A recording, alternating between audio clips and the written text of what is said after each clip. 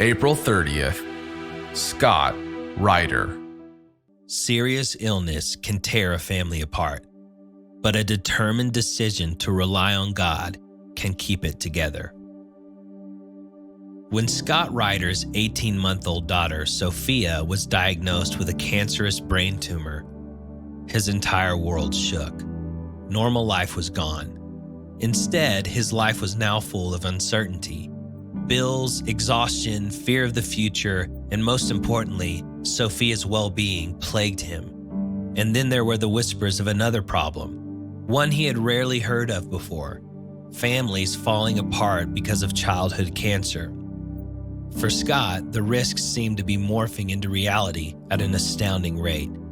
Time once set aside for playdates and family outings quickly was replaced with surgeries, treatments, and trips to the hospital, local and out of state.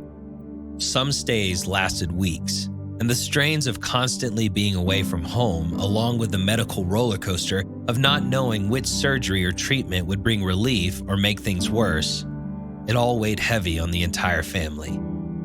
Scott became exhausted, physically, emotionally, mentally, and his family did too.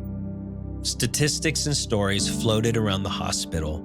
Caregiver stress and the strains of having a child with cancer risked the family being torn apart. With Sophia going through so much and Scott still having to work and take care of his family while at the hospital, it wouldn't take long before their family might become another sad statistic. Scott made a choice and decided to do something about it. He was not going to stand by and let cancer destroy his family. He was going to fight back. Scott and his wife Tess decided to make time for their relationship.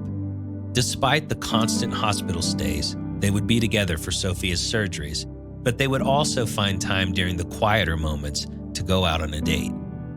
They made it a point to not let the stress pull them apart, and they made a choice to keep their marriage strong, no matter what monster of an obstacle came at them. They made a consistent and strong effort to be open in their communication. They shared their thoughts and feelings, frustrations and hopes. They refused to hold anything back from the other. Scott knew that understanding his wife's needs, as well as being honest about his own, would help them stay strong, so together they could be strong for Sophia. But he didn't just focus on his marriage, he focused on his kids too.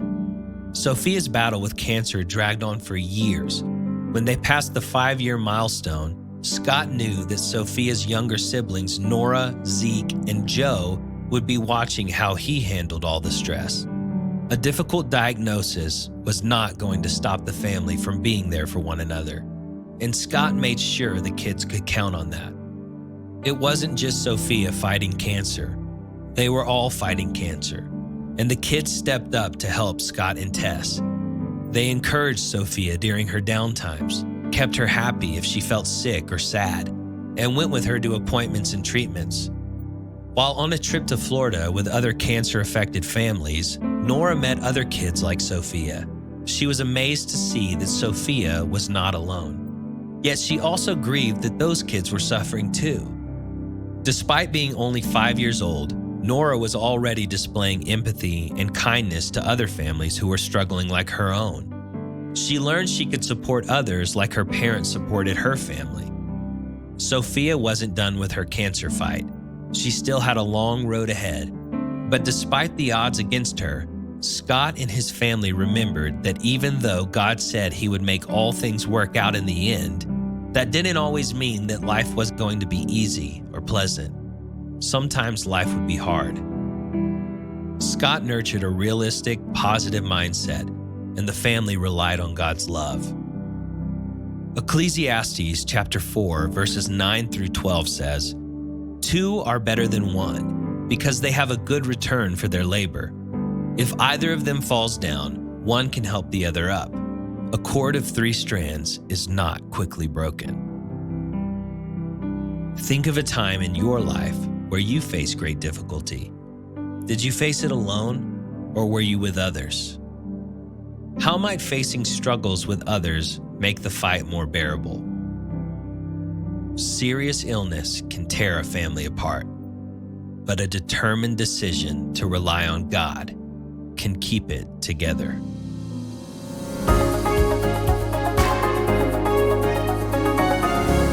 Hello, my name is George Morrison, and pastor emeritus of a church in Colorado, and now have a ministry called Truth and Life Ministry, where we travel around the world teaching leaders. Our story today is about a man by the name of Scott Ryder. But the story really is about his whole family and all that they went through. You know, the Bible tells us that many are the afflictions of the righteous, but the Lord delivers them from them all. And I think we can all relate to that there are afflictions in this life. Now, when I think of Scott and his family, I almost think, I don't know if I could go through all of that, but for God. And I'm reminded of his words. You know, the Apostle Paul had an affliction in his body, and he went to the Lord actually 3 times to ask the Lord to remove that affliction from him. And finally, the Lord answered him with these words, "My grace is sufficient, and my strength is made stronger through weaknesses." Wow. My challenge to you today is this. When you're going through life's struggles and the many battles that we fight at times, especially physical battles, which can wear us down, bring a lot of stress in our life, we need to stop, and we need to look to God and his promises and believe him that he's going to see us through. His grace is sufficient. Grace is that power that helps us continue in our walk with God. You know, God loves each and every one of us, and because of the world and its surroundings, we suffer these afflictions. But we can find a resting place in God. So take that challenge today and believe that God's grace is sufficient for all your needs.